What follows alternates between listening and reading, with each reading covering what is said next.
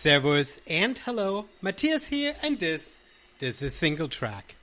It is almost UTMB week, but here in the Singletrack universe, we're still sort of floating on the perfect little clouds of the amazing event that was Beast of Big Creek. And that's why I'm doing another episode about this incredible little race just outside Hoodsport.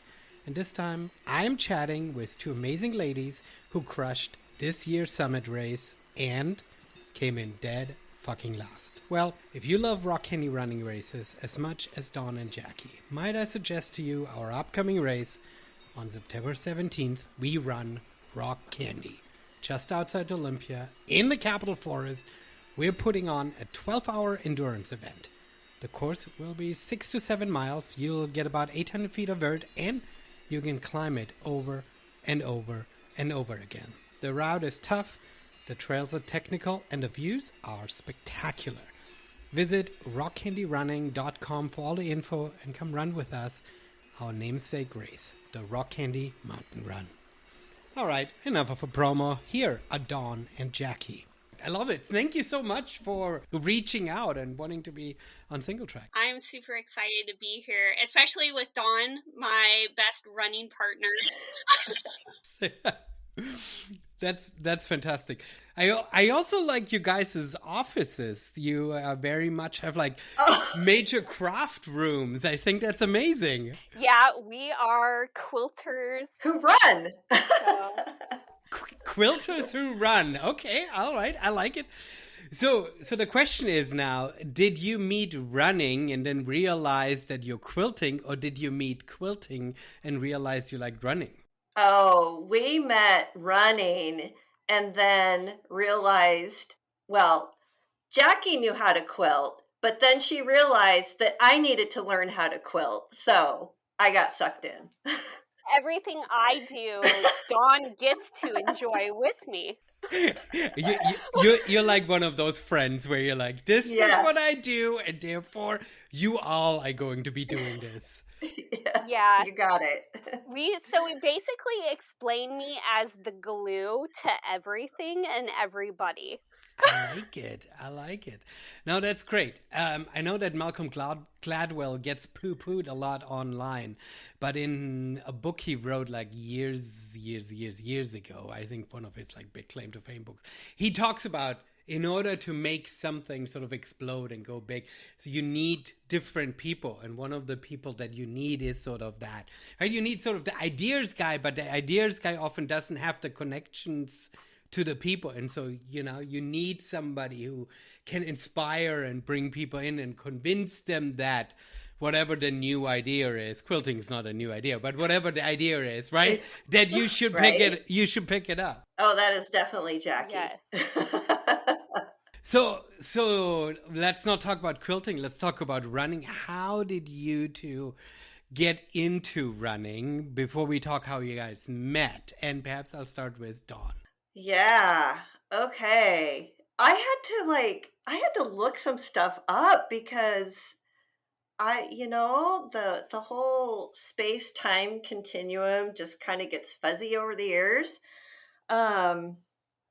So I think my very first, if we go way, way back, my very first official race was in 1988, and it was Renton River Days. I think it was a 5K. I don't know. It was like maybe 3 miles. So that was the very first race. And I say race very loosely because it was by far the farthest I had ever run in my entire life. And I was just happy to have finished. Was that one of those races where you did one because you got sucked in by other people or something, and then you sort of like, of course, that was one and done? Or was it sort of, did that lit a fire and you were like, this is the greatest thing ever and I have to keep doing this? Well, I was definitely coerced into running that race. And the person who coerced me into running it ended up, like, I think after a mile and a half, she was on the side of the road puking her guts out because, she ate a bunch of stuff the night before she shouldn't have. 8. Anyways, so It's she the wrong kind of carbo loading, right? yes, exactly. So she didn't even end up finishing. And for me, that was a one and done. It's like, okay, yeah, I did this race and whatever. We'll see, if I ever do that again. Well, then I guess I didn't really do another race until 2003. So I had a big gap between 88 and 2003. And so that was the Sound and Arrows. And so that is the one race that I've done many, many, many times since. Um, and I think that was the one race that always made me think, well, maybe I could go a little bit farther than this little 12K. And I loved that race because it took you through Point Defiance, and so you're kind of in the woods, but you're in the city, but you're in the woods. And Santonero is Tacoma, right? Right, Just for right, yeah, our global listenership, Tacoma, Washington, right? yes, and Point Perfect. Defiance Park, yes. So yeah, that was kind of that race really was what started me kind of on the journey and and kind of got me to where I am now. Um, but it got me thinking that there's a possibility that I could go farther. Like I always felt like at the end of that race, it's like, yeah, maybe I could do more than just a 12K. Um, and then I made a whole bunch of running mistakes from between 2003 and 2013 when I injured myself because I didn't know what I was doing. I was like, I'm just out here running, doing my thing, and I wound up injured, and I did what all responsible injured runners do. They go see a sports medicine doctor, which I did, and he kind of looked at me, and I my hip was complaining, and so he's like, yeah, so how are you increasing your mileage week over week? And I'm like, huh? What are you talking about? People keep track of that sort of thing? Yeah, I had no idea what I was doing. Anyways, he told me, and this is when I really got fired up. He told me, well, you probably aren't going to be one of those people that run in your later years, like in your 60s, your 70s. And that was all he had to tell me. It's like, okay, I will prove you wrong. Thank you very much. I'll go do the physical therapy and fix myself up. And so I did. Um, the following year in 2014, I ran my first half marathon by myself. I finished by myself. I didn't even know what running friends were at that point. Like I just did not even know about this world. And then So you just signed up for a random race and yeah, showed up at the starting line by yourself, yeah, and you're like, okay, this is my goal. I want to do it, yeah. and you finish. And Okay, I like it. and so that's what I did. And then now after that, Jackie, I'm trying to remember when we ran Rainier to Ruston. So that's a local relay race that starts just outside of Mount Rainier National Park and ends in Ruston Way, which is down on the water in Tacoma, and it's cumulatively 52 miles. 52 miles. So that's how I met Jackie, but we were not in the same van. We should have been in the same van, but we were not in the same van. Um, and I forget what year that was. That was 4 I don't know. 4 years ago. Okay. Okay. Yeah. So it's been a blur since then. Since Jackie came into my life, it's all been a blur. All right, so I'm gonna pause you right there. Yeah. Because you could roll yourself up to the point where you meet Jackie. Jackie, now it's your turn. So how did you get into this running? So running for me was just staying active. I've always been an active person, and I really found a lot of good personal time just running.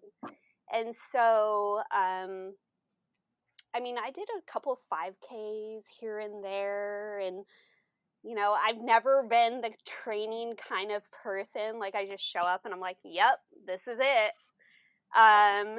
Let's see.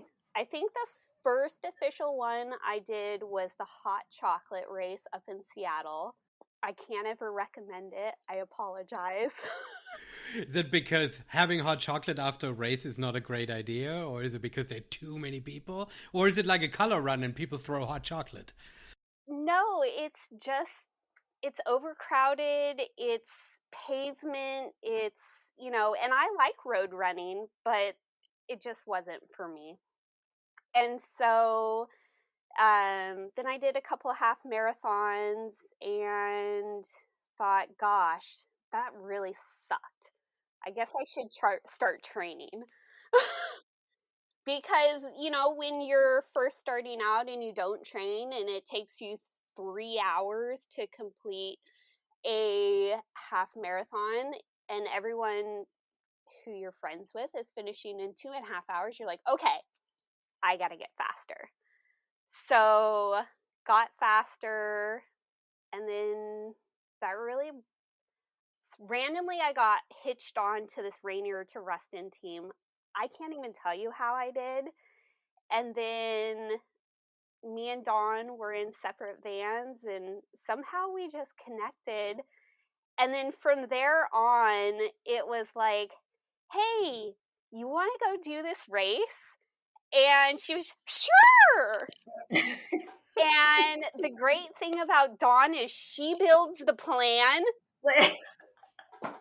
I'm a planner. She's a planner. She builds the running plan. She builds the agenda. She builds everything. And all I have to do is know the plan. Show up. Know the plan, show up, and do it with her. And I'm also a big advocate on volunteering. So I really love volunteering at races. And so I convinced Dawn to volunteer with me at the Cascade Super Ultra. And it starts at Hyack for the 50K. And then it goes all the way down to Rattlesnake. And it's just a beautiful course. And the day we were volunteering, it was pouring rain. So miserable. And we didn't pay to do the race. We are there at our own free will, just volunteering. Finish line, cheering as hard as we can, giving out medals, trying to be as encouraging as we can. And somehow after that, I said, hey, you want to do a 50K? Okay. Knowing that she would provide the plan, right? Why not? Right. Absolutely. Oh, and I did. Well, she ended up providing that plan, a total of 3 times. 3 times. We trained for it all 3 times. And COVID happened, and then it got canceled the next year, or rescheduled the next year. And then I'll bet, Dawn, you were just you didn't even want to ask me. So which 50K was it? The Cascade Super Ultra. Cascade Super. Okay. Yeah. So you volunteered the first year, exactly. Yeah, volunteering at that race, really, that was the inspiration. I mean, what's the next logical step? I mean, once you've done a half marathon, then you do a marathon. And then after you do a marathon, you certainly can jump up to a 50K, right? So that was really, volunteering at that was really the inspiration for, or just a glimmer of possibility of, maybe we could do that. Like, look at all these people are doing it. Why couldn't we do it? That's really when we got into trail racing. Yeah, exactly. Once you hit the 50K distance, right, that's when most runners jump over to trails because there aren't really a lot of 50K road races, right? If you want to go No. long, Who would want to do well, that? that's the other point, right? But I mean, I feel like who would want to even run a half marathon on the road, right? I mean, even that's Right. already sort Yes. of too far for me. Right. So do you then train together too, or do you just follow the same plan? No, so we live a mile away from each other. And so the meetup point is a half a mile away from the both of us. And then we meet in the middle, and then it's only another half mile to Point Defiance. Yeah, that's brilliant. So we basically lived at Point Defiance for 3 years straight.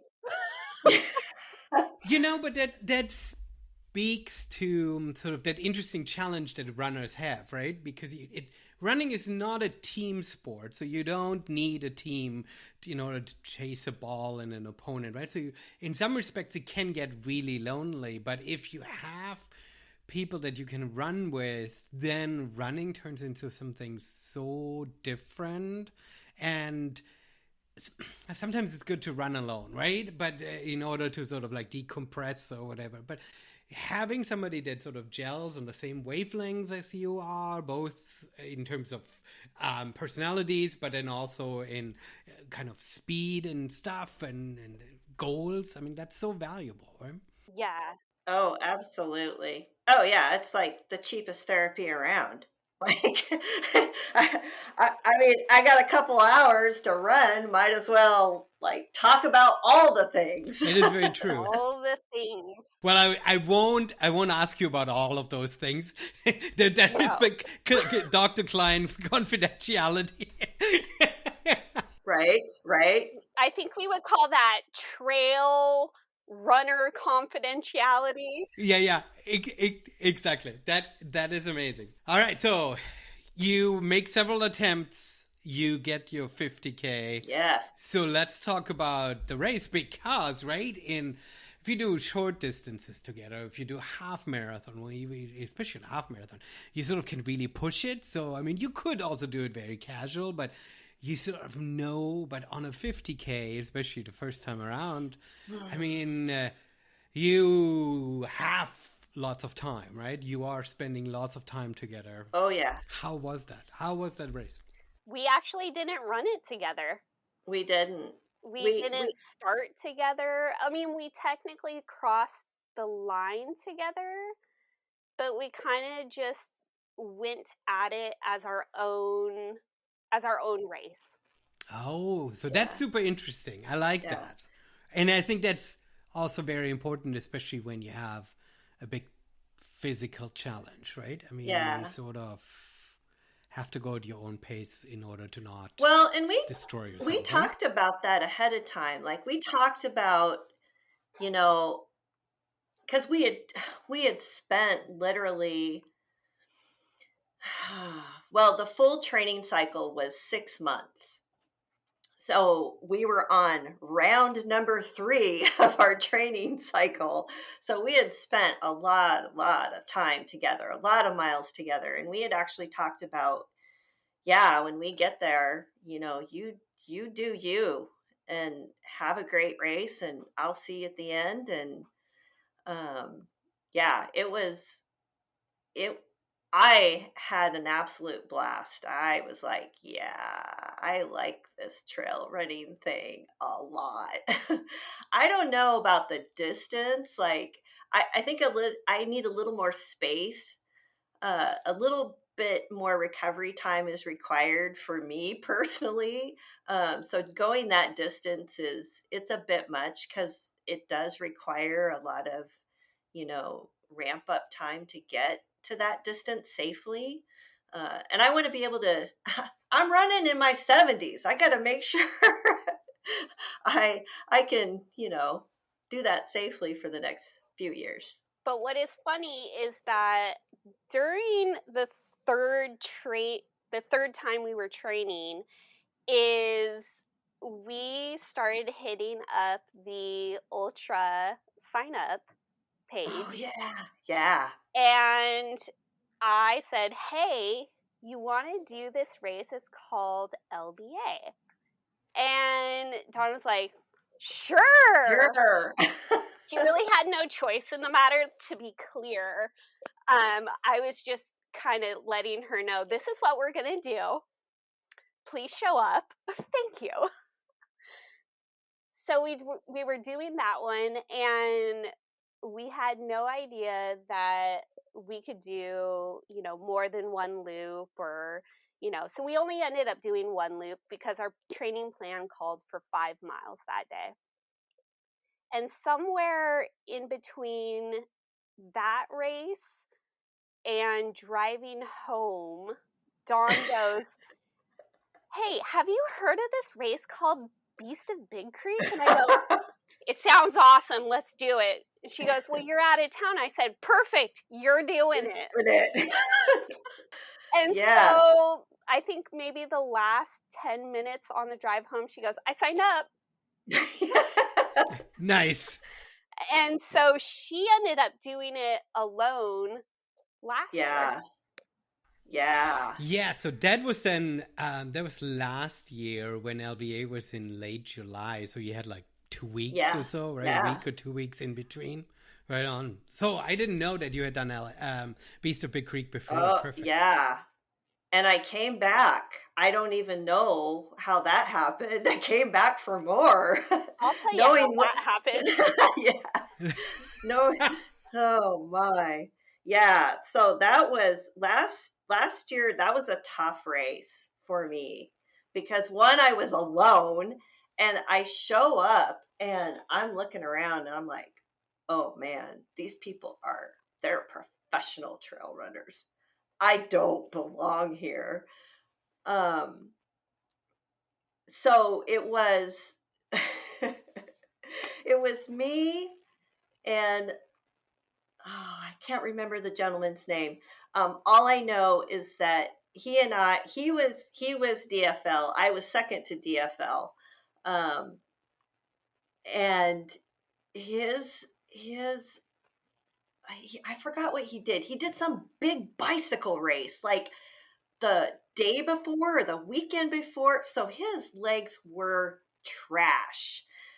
And so I'm like, well, I don't really have an excuse. I'm just trying. Well, I did LBA a week before, so I'm still trash too. Anyways, what's interesting is I knew what I was getting into because I had first hiked Mount Ellinor back in 2009. So I was familiar with at least the upper trail, because a lot of people just hike that upper portion where the race starts, from the campground. So I knew what it was like, but 2009, there's been a few years in between. I forgot a lot, obviously. But yeah, it was a tough race. There was a woman who took pity on me because I was literally at the boulder field, like pulled off to the side, trying to decide, okay, do I need to puke or something else? Which is it? Not sure. Not really feeling all that great. And this woman just bombing down the hill. Like, these people are runners, like professional runners. And I'm just like, I'm just trying to get to the top and get back down to the bottom. Anyways, this poor woman, she saw me and she's like, oh, I know what you need. You need Tums. Here, take these Tums, eat them. You'll feel fine in about 5 minutes. You'll make it to the top and you'll make it back down. And yeah, that. It was probably placebo at that point, but that's all I needed. But trail race is the only time when it's okay to take drugs from strangers. Right. Obviously. I don't know what she's. Yeah. Anyways, yeah, that was a tough race, but it was so rewarding that I came back for more, and I dragged Jackie with me. This would be the first race where I didn't choose the race, and Dawn told me that we were doing it. Oh, yes. Nice. It's like, oh, let me show you what you missed out on, Jackie. Come with me. You're going to do this little trail race. So how honest were you in convincing her? Did you tell her how tough the upper portion would be? No, Okay. she just said, I mean, we obviously had plenty of time to run following the first time she did Beast of Big Creek. And, Yeah. you leave out a lot of stuff, which is totally fine with me because every race I go into, I go in blind. Like, there's no point in me wanting to know what kind of hell I'm going to put my body through. No point. I'm just going to show up, do my best, and call it good. And I knew it was hard for Dawn. But I said, if she could do it, I could do it. And so I said, sure, whatever. Absolutely.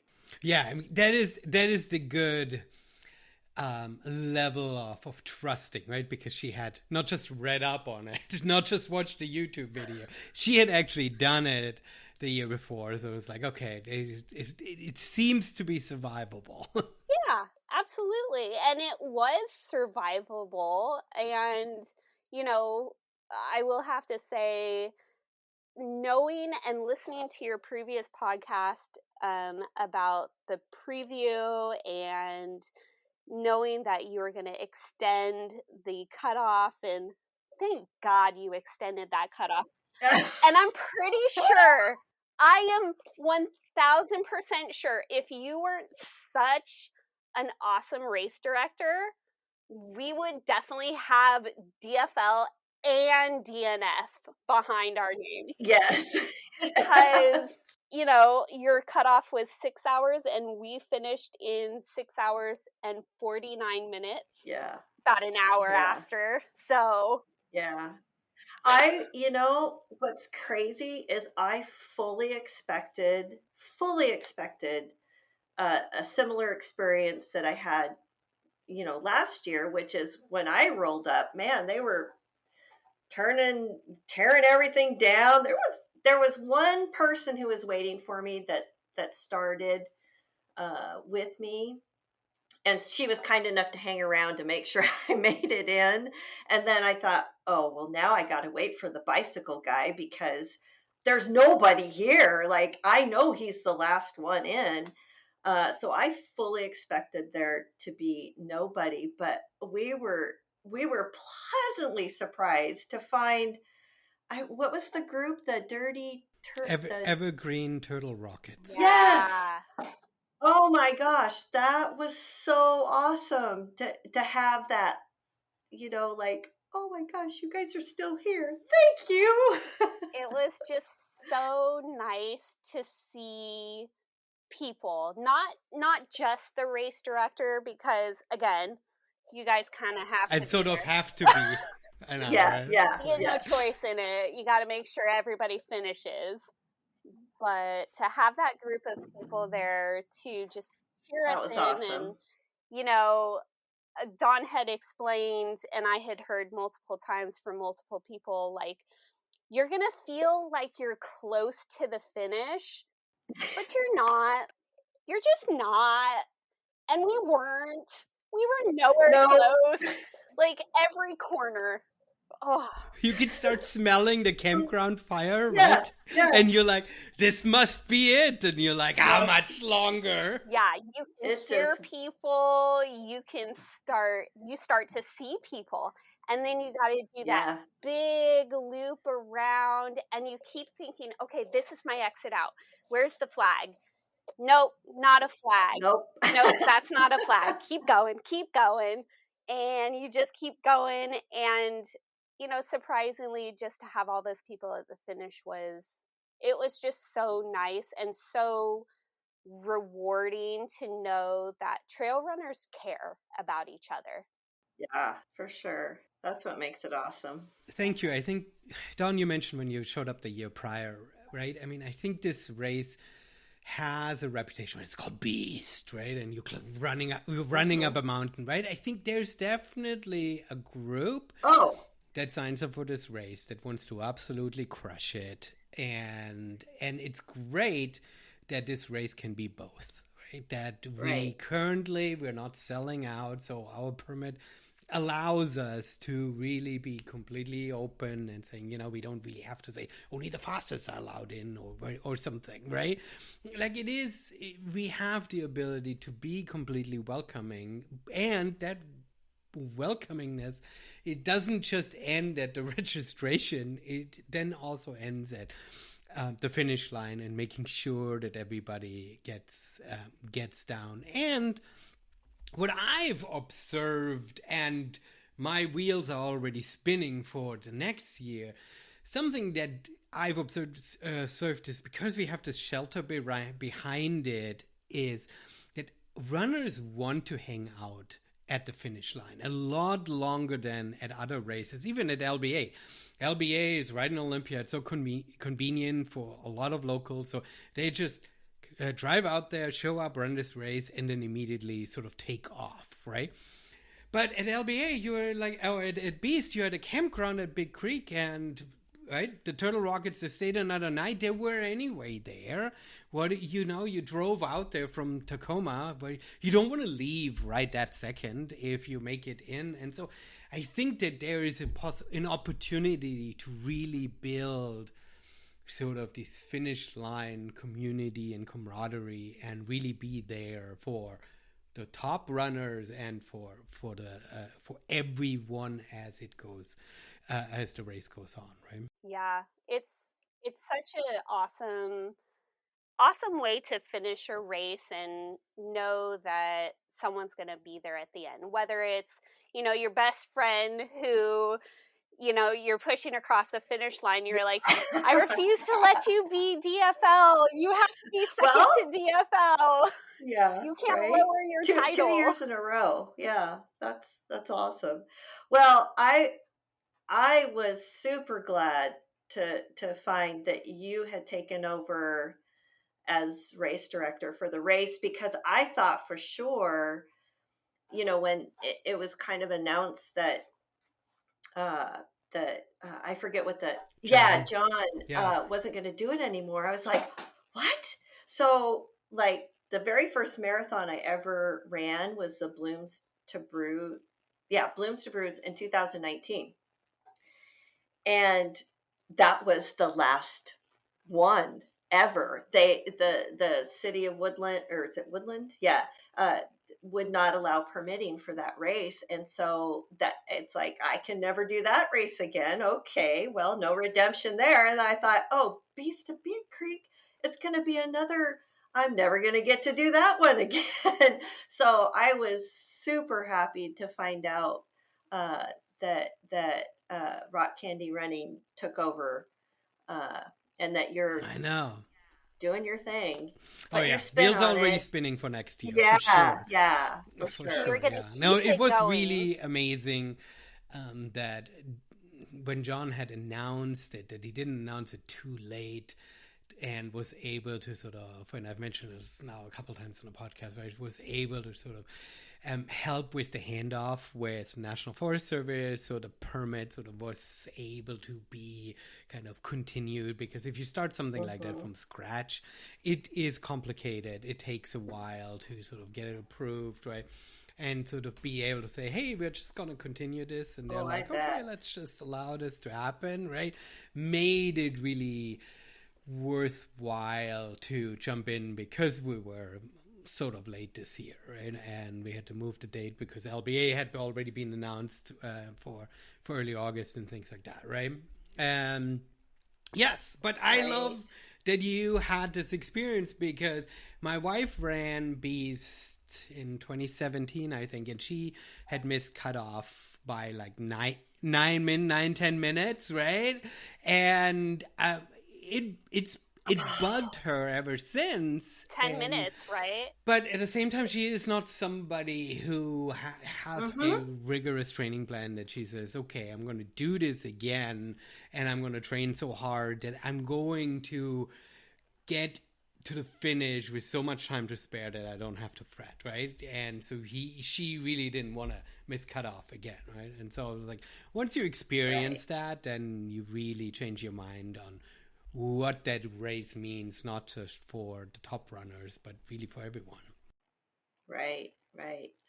Well, I think I think last year John decided not to have a cutoff. I can't remember. There was he had a pretty aggressive cutoff, I think, in the previous years, but I think because uh, maybe they didn't run the previous year because of COVID or whatever. Um, so I was like, okay, well, I I'm just gonna, I'm gonna do my best, and whatever it is, it is. And I ended up actually running. Last year's I ran a lot faster than this year's, but I attribute that to the fact that we were both deep in our 50K training. So I mean, we had months of trail miles under our belt. So even though it felt like I struggled more, I was somehow faster. I don't know. Um, but yeah, I think not having or having kind of a generous cutoff kind of opens the door of possibility for other people to try, something really hard but really rewarding at the same time. So I'm excited about that. Yeah, and it is not immediately an ultra, right? As much as you've got 5,200 feet of climbing to do, right? It is something extremely hard from a training and just from an overall like preparation. You don't have to commit that much time to be able to do this race. So Jackie, let's talk about this year's race and how it was, because it was for you the first time on these trails. How did it go? It was in the very beginning, you get all of the really fast racers who toe the line and they're like amping to go and they just rip out of there. And, we kind of just, I feel like I dawdled out of the start line. I'm like, all right, this is happening.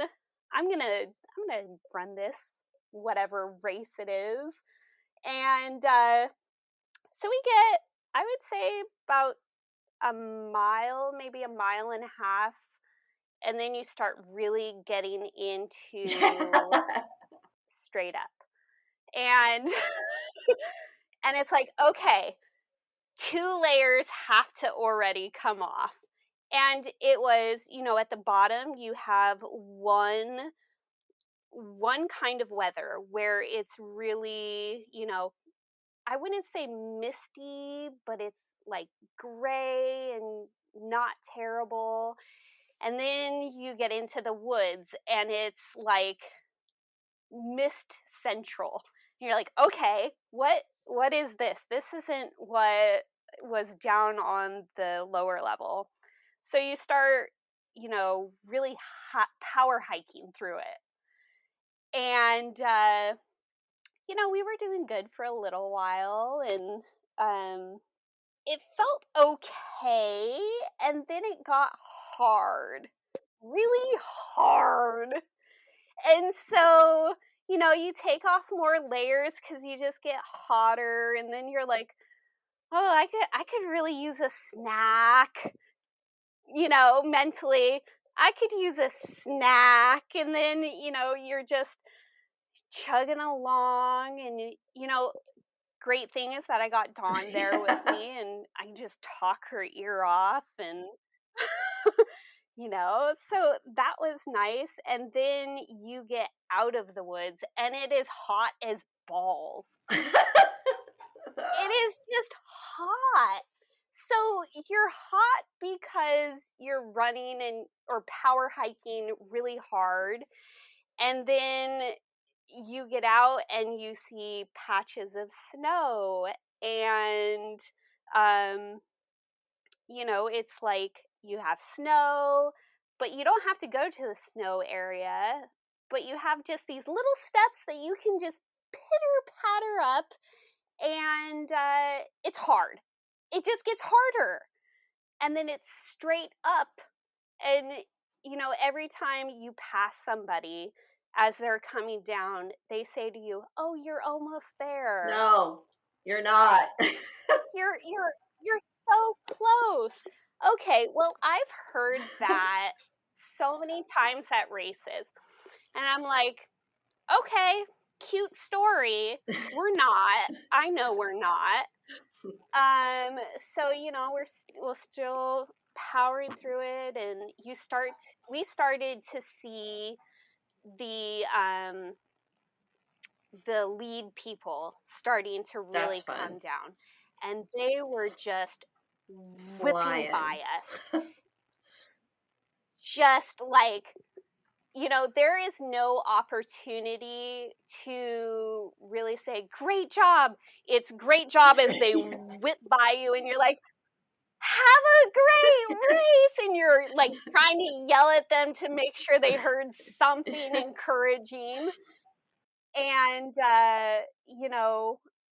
you finally get to this point where you see a guy in a clipboard, and you're like, do I have to make it all the way up to you, or can I just wave at you and say, I made it? No. You must go all the way up. And which is awesome because you get to cross this tree trunk, which is quite awesome. A little tree, if you've ever been up to the top.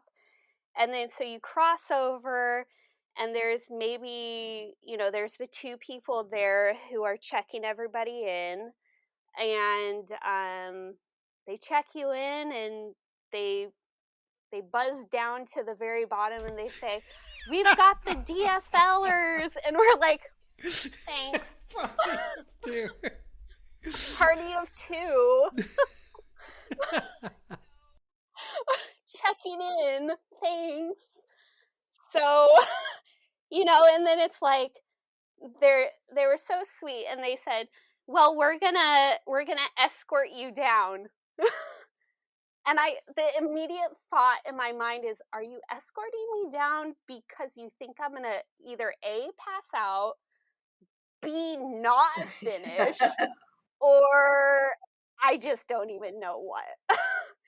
And so we sit up there, we have some snacks for a while, take some pictures, relish in the moment that you actually summited this really awesome mountain. And then you say, okay, I'm going to go all the way back down. And yeah, hike it back down. And I have to say, like, I can't say thank you enough to the volunteers at the aid station. What an amazing group of people there. They still had food. Lots of food for us. So we got a bunch of snacks, and they just kept cheering us on, like, you guys are doing awesome, keep going at it. And the only thing that went through my mind at that point was, okay, I only have maybe 4 miles, 5 miles left, and we literally booked it down the hill. It felt like we were floating down the hill, which was awesome. And every time we saw a confidence flag, we're like, oh, thank God, we're still on the same, we're on the right route. We're gonna make it to the finish. And there was only one point in time where I was like, okay, I'm gonna really need a confidence flag right about now. Saw the confidence flag, then we heard all the campers just cheering us on, and then you hear the routine cowbell, which, it's like, you hear cheers, but like you said, you never want to be at the finish line with being the weirdo holding the one cowbell and be like, yeah. But being able to run in and just hear all of those people cheering. I mean, gosh, there must have been 10, 15 of them, including you and your wife, which was just beyond amazing. And, you know, you gave away some pretty awesome prizes even before we left the race. You gave some, what was it, $100 gift card.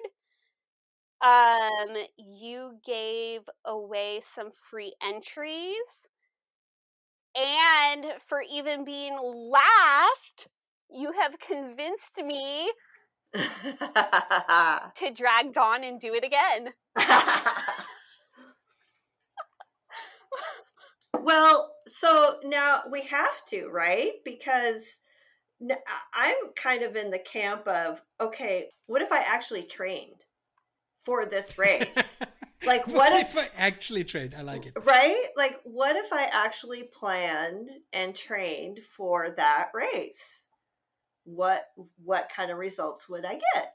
Third to DFL. I don't know. The race, there's a technical component to this race, right? And that is that it is so relentless uphill early on. And the first 4 miles, they appear to be runnable, not from the steepness, but at least you feel like, well, okay, at this level, I can just power hike it. But if you blow too much of your energy in the first 4 miles, by the time you hit the technical part, that's done. when your quads are completely saying goodbye, right? And you can perhaps crawl uphill on shaky quads, but you have to come that technical part down.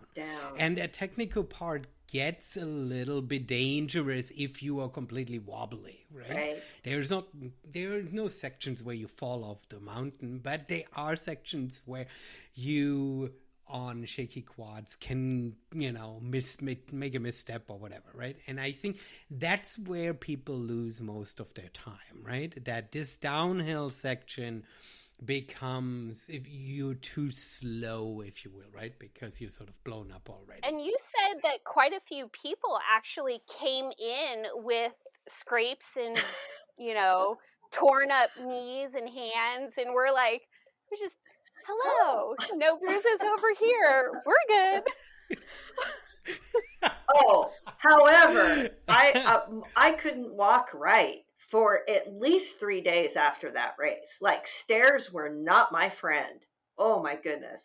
I thought, I really did a number on my quad. Well, rest assured, even Brent, who came in 7th, has said that his quads were so blown those few days after that it was a lot harder on his body than running a 50K or even a 50 miler, right? So I think there is something about this race that it is so steep in such a compressed distance that it's relentless, right? It's relentless on the uphill. It's super technical on the downhill. And then when you think, now I'm rolling into the finish, you've got 4 miles of downhill where it's just pounding. Right. So. Yeah. I mean, all the way up, you have to use poles, You're stuck with those poles all the way up.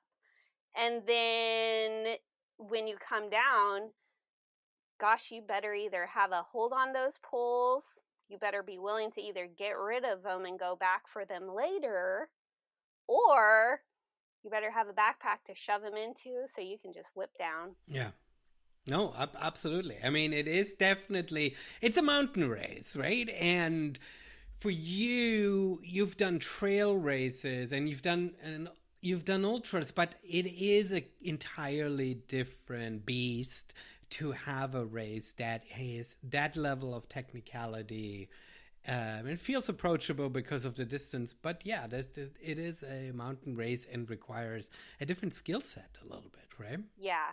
Next year we'll come with a different skill set. We promise. Well, hopefully next year we won't have snow into July, for crying out loud. Like, that was the one thing that I was really, I was telling Jackie, you got your micro spikes?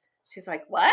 I don't need any micro spikes. I'm like, no, Jackie, like you better have them, because we didn't know, like, and you didn't know what the conditions were like literally until the day before. So yeah, I'm hoping next year that the season just doesn't go straight from winter to summer. Like, let's have a spring.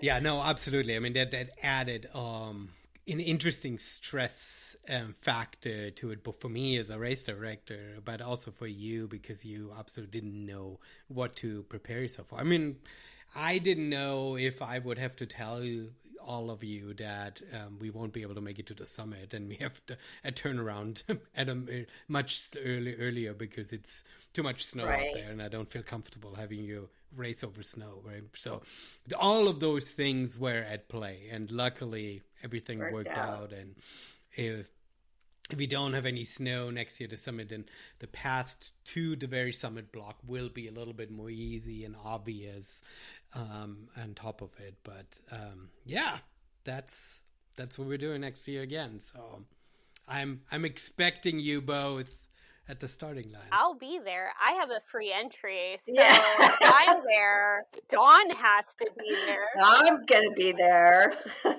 It's just, who else can I convince to come with me? Right. I like it.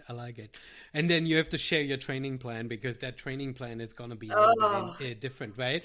You can't really train running roads. No. Preparing yourself for Don't even that. try. Yeah. What we really needed was just some runs at elevation. I mean, that's what's going to help you. But yeah, you can't do it when there's still snow on the ground. I mean, you can try, but yeah. Mount Rose right next to it is a good trail where the summit is only at just over 4,000 feet. Yeah. And that melts out much earlier. Faster. And it's not technical. And so you were able to get 3,500 feet of vert in an 8-mile loop. And so it's actually very steep too, but it is sort of more runnable, right? Because you don't have a boulder field, it's just a trail. So that's a good place to go out and train for it. And is there a connector between Mount Rose and Mount Ellinor? Is there a connector trail? So, as a matter of fact, there is. So I've discovered, I know, right? But so there is a small boot path that I discovered a few years ago, and I don't know if you're familiar with that Cushman 6 route that I've put up. That uses that connector trail, and so you can do it, but that is a tiny trail hugged on the side of a hillside, and there's some ropes and there's some exposed sections. So you can do it, and it's super fun, but it's sort of a little bit of a different beast. Yeah. Maybe just Mount Rose would be fine. Yeah, Mount Rose. From a training point of view, Mount Rose is fine. Yeah. Mount Rose has a great trailhead and stuff, and you can go right up. And so that connector is cool, but it's sort of a little sketchy. Not really an official trail, right? Maybe one day they'll build it up, and then we can have a race out there. I know, right? I think it's very tricky because they are wilderness areas, and I think the summit of Mount Rose is actually in the wilderness area, and so you won't be able to get a permit and stuff. So, but yeah, I mean, some people have said I should offer a double, right? So you do the summit of Ellinor twice. I vote for loops because you have the lower loop. Why not let us do loops, and then you have people who camp out and stay longer, and then they can see those finishers that summit, but then you still have the people that loop around. Okay, I'm listening. So you are somebody who likes loops, because there's some people who absolutely hate them. Yeah, right? I mean, everyone's got to hate something. I used to always hate trails, but look at me now. Well, there we go. No, I hear you. So you would say run that lower loop that forest loop multiple times. All right. You know, how long can you last? Like an endurance. Kind of. Yeah. I mean, I just did that with LBA, right? This year, it was a 6-hour race, and it was really cool to see people pushing 8 loops out there. I was sad I didn't get to do that one this year, but next year. Next year, no, we'll looking forward to have you. But first, we do Beast. Well, so let's finish this off by talking a little bit about what lies ahead. What is next on your agenda? Because I saw, Dawn, on your Instagram, you have a serious training plan. Jackie, I don't know. Are you joining her too on that? I don't know. Are you? No, I am not doing Chicago with her. I actually did Chicago in 2019. And so this year I'm actually doing the New York Marathon. Wow, super. Yeah, I'm terrible because I've been running. I turned off my Strava. I turned off, posting some runs to Instagram. We've got a friend who also quilts with us, and she's a runner, and she recently got injured. And so I guess kind of out of solidarity, like, I just stopped kind of posting running stuff. But yeah, I'm knee deep into New York Marathon training and totally searching out races on Ultra Sign Up, waiting for something to catch my eye that I can convince Dawn to do, which will be hard. Well, it'll be hard. That'll Yeah. be the hard one because she is hyper focused on Chicago, and she's gonna kill it at Chicago. So, yeah. Give me your dates quickly. New York is when? It is November 5th, I believe. So doing Beast was completely the wrong training, but you have long enough. That didn't help at all. A flat road marathon. But you've got enough time to adjust your training. Dawn, when's Chicago? That one's coming up soon, right? Yeah, so that's October 9th. Okay, perfect. Yeah. And for the record, my Chicago training plan on the day of Beast, I was only supposed to do 9 miles. So I kind of overdid it in the training plan department. But yeah, I mean, like Jackie said, I'm if there's one thing I learned from the 50K training that we did literally 3 times, is that I find success in being hyper focused. There was a stretch of a year and a half where I was just like squirrel, race. I just like sign up here, there. And I had a blast doing that. And most of it I did with Jackie. But I found success in kind of honing in on a single race and letting that be my goal race, and then trying to, fit things in where it makes sense. Occasionally it doesn't make sense, but I do it anyways. But yeah, that's kind of, and it's a road race, and I really, I'm like, why am I doing this?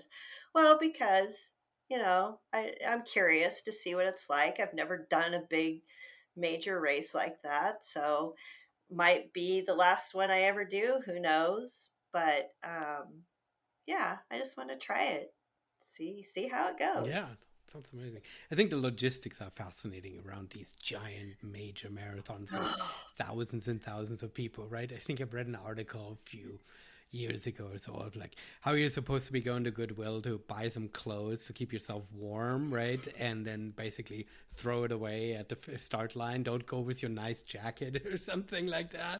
Oh, there's just mounds of clothes that just get, right as you get out the chute, there's just piles and piles of clothes. People wearing robes, people wearing Robes. Yeah. Just whatever you can find to keep you warm. And, in all honesty, like, there's so many people in the corral with you. There's so much body heat. I didn't need any extra clothing on me. So, yeah. Well, you're also a trail runner, so you're probably also one of the few people who actually, considering marathoners, who actually have a hydration vest and backpack, right? So if you needed to, you could actually store it all in the back. You should show up with poles and see what they say. Well, funny enough, at the World Majors, they do not allow you to wear backpacks. So you really have to learn to take hydration every 2 miles when they provide it, or suck it up, Buttercup. Yeah. Okay. Oh yeah, that's then a big departure in terms of training and mindset and everything. Yeah, because trail races, you guys give peanut butter jelly sandwiches and pickles and soda pop and all the salty food, nothing that you would ever eat on a road race. You wouldn't even consider touching any of that. When you're on a trail race, on the other hand, I want all of it. I want the cookies, I want the soda, I want chips, I want it all. And in some respects, you need to, right? Because at trail races, you out a lot longer, right? I mean, your target time for a flat road marathon is not 6.5 hours, right? So your body doesn't have time to digest a whole anything. Yeah, a whole bunch of chips and a pickle, right? I mean, it's like a couple gels and some Gatorade, and hopefully that's enough for the time. We shall see. Might be my first and my last. Might be. There we go. I mean, it is a big adventure. It's a different kind of adventure. And this is a trail running podcast, so I will always be saying you should find mountains, but it is an adventure, and this is why we run, right? This is why we train, while we tie our shoes. We're not chasing stardom or glory or even pace anymore, right?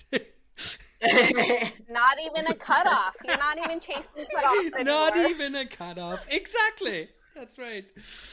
Go out for adventure. Well. Yes.